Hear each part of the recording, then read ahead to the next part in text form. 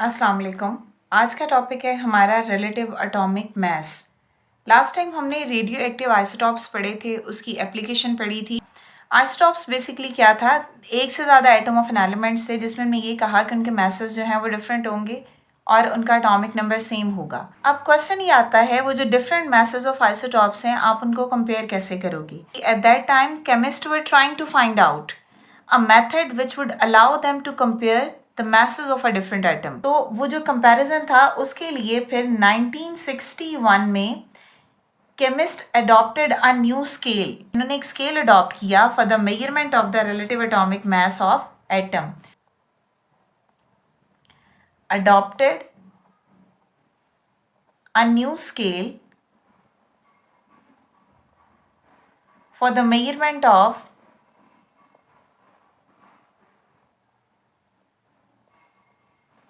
Relative atomic masses of atom. Question ये आता था कि आइसोटॉप्स के जितने डिफरेंट एटम्स एलिमेंट्स हैं उनके masses डिफरेंट हैं। How can we compare that? So 1961 में chemist adopted a new scale for the measurement of the relative atomic masses। The unit mass, अब जो इस स्केल पे द यूनिट मास था वो 112 था। The mass of the lighter isotopes of carbon 12। ठीक है, मतलब आपने जो कंपैरिजन के लिए स्केल मुंतखब कर लिया वो लिया हमने कार्बन का। ठीक है, कार्बन का आइसोटॉप्स कौन सा लिया? जो लाइटर था। अब ऑब्वियसली बात है कार्बन के 3 आइसोटॉप्स थे, कार्बन 12, 13 एंड 14। तो लाइटर कौन सा हुआ? जो सबसे फर्स्ट में था, मतलब कार्बन 12 था। The unit mass on the scale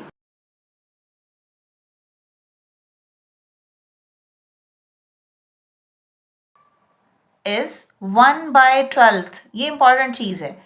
1/12 of the mass of, किसके मास से? Of the mass of lighter isotopes. अब लाइटर आइसोटॉप्स ऑफ कार्बन है।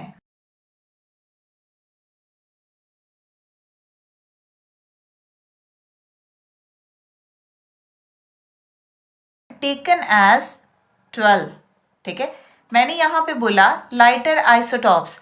अब यहां पे अगर आप लोग बात करें कार्बन के आइसोटॉप्स की, तो कार्बन में बेसिकली 3 आइसोटॉप्स थे हमारे पास, जिसमें था कार्बन 12, कार्बन 13 एंड कार्बन 14। और तीनों में हमारे पास नंबर्स कितने थे? एटॉमिक नंबर वो 6 ही था। ठीक है, तो जो लाइटर आइसोटॉप्स है वो कौन सा हमारे पास होगा? ये वाला आइसोटॉप्स।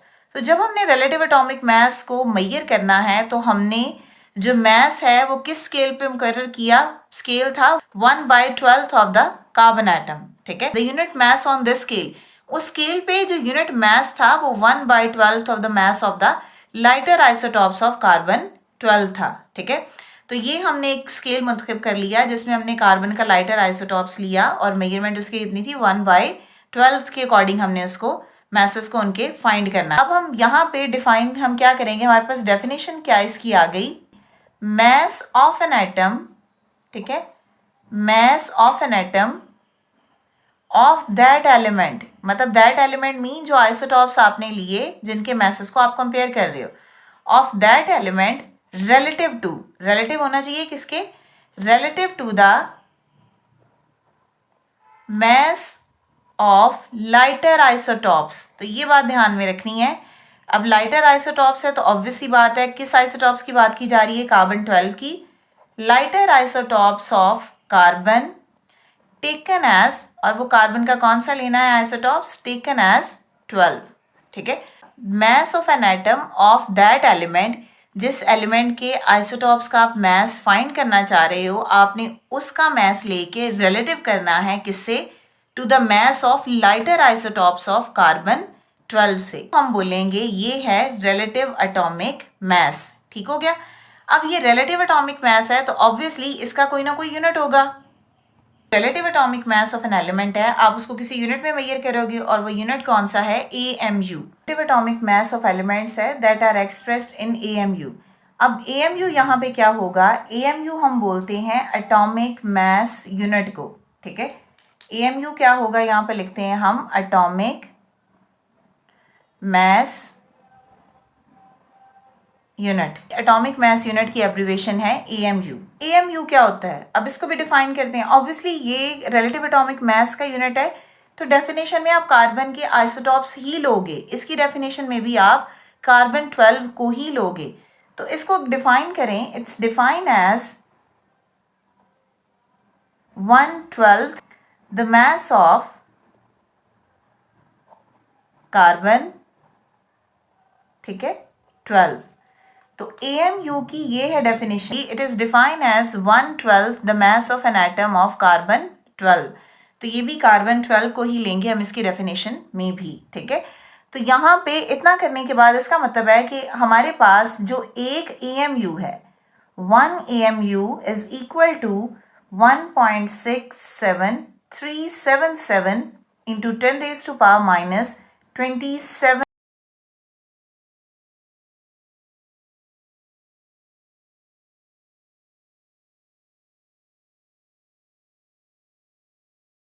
रिलेटिव एटॉमिक मास को फाइंड किया by compare with the carbon 12 isotopes.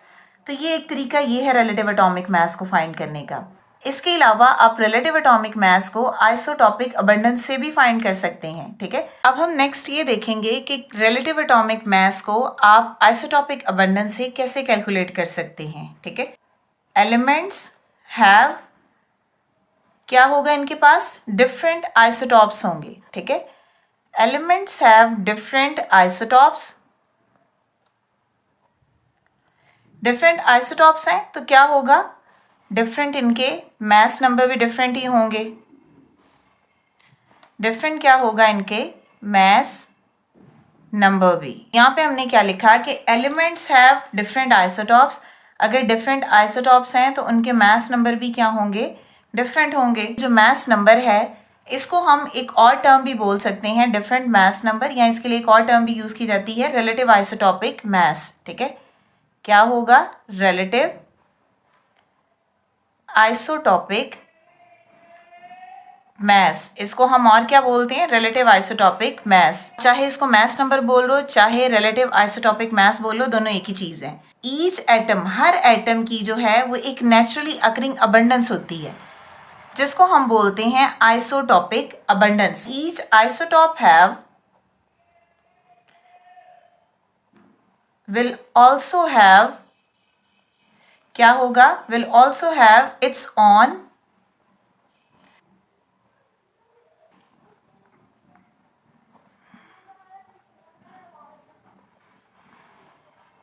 Each isotopes will also have it's on naturally occurring abundance. वो जो नेचुरली अकरिंग अबंडेंस है उसको हम बोलेंगे आइसोटॉपिक अबंडेंस। अब रिलेटिव एटॉमिक मास को फाइंड करने के लिए हमारे पास एक फार्मूला होगा, उस फार्मूला को हम लिखते हैं रिलेटिव एटॉमिक मास। आप इस फार्मूला से फाइंड करोगे और वो फार्मूला क्या होगा, यहाँ हम लिखेंगे M1P1 plus M2P2 plus M3P3 and so on. मैं बताती हूँ यहाँ पे हमने सो ऑन क्यों लिखा। ये जो हमारे पास M है, रिलेटिव आइसोटॉपिक मास, ठीक है, क्या है ये, रिलेटिव आइसोटॉपिक मास, ठीक है। और दूसरी तरफ ये जो P है ये है आइसोटॉपिक अबंडेंस।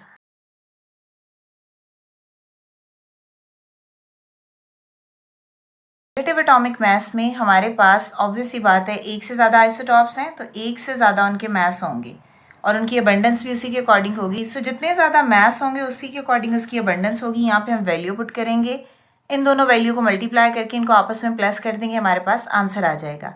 अब हम एक एग्जाम्पल लेंगे क्रिप्टॉन की, उसको एक्सप्लेन करते हैं। तो एक तरफ हम लिखेंगे रिलेटिव आइसोटॉपिक मास,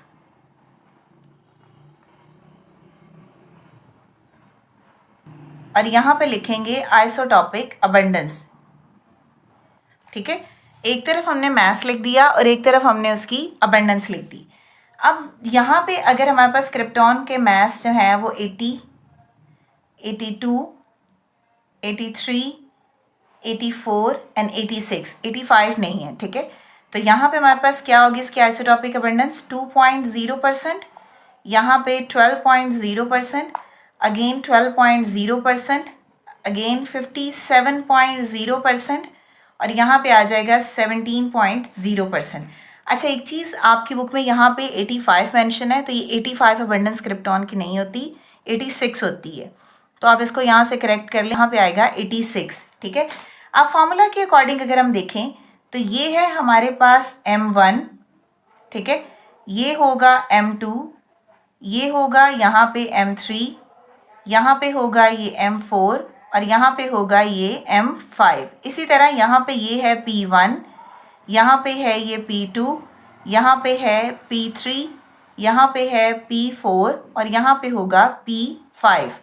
अब आप क्या करोगे, आप जस्ट फार्मूला लिखोगे और उस फार्मूला के अकॉर्डिंग इन वैल्यूज़ को पुट करके आंसर लगा दोगे। ठीक है, फार्मूला क्या बनेगा, क्या निकालना है हमने, रिलेटिव एटॉमिक मास। अब क्योंकि ये 5m है तो क्या होगा, M1 multiply P1, M2 P2, M3 P3, M4 P4, M5 P5। ठीक है, और दरमियान में इन वैल्यूज़ को हमने सबको कर देना है सम, यानी सबको हमने यहाँ पे प्लस कर देना है और जो भी आंसर आएगा इसको हमने डिवाइड कर देना है 100 के साथ। तो सिंपल इसमें हमने सिर्फ M1 और P1 की जगह M2 P2 M3 P3 M4 P4 M5 P5 की जगह उसकी आपने वैल्यू पुट करनी है। वैल्यू पुट करके आपने इसको कैलकुलेट करना है। कैलकुलेट करके जो हमारे पास आंसर आएगा वो होगा रिलेटिव एटॉमिक मास। ठीक है, ये था हमारा आज का टॉपिक। अगर इससे रिलेटेड आपका कोई भी क्वेश्चन है तो आप कमेंट्स में पूछ सकते हैं। नेक्स्ट वीडियो तक के लिए अल्लाह हाफिज़।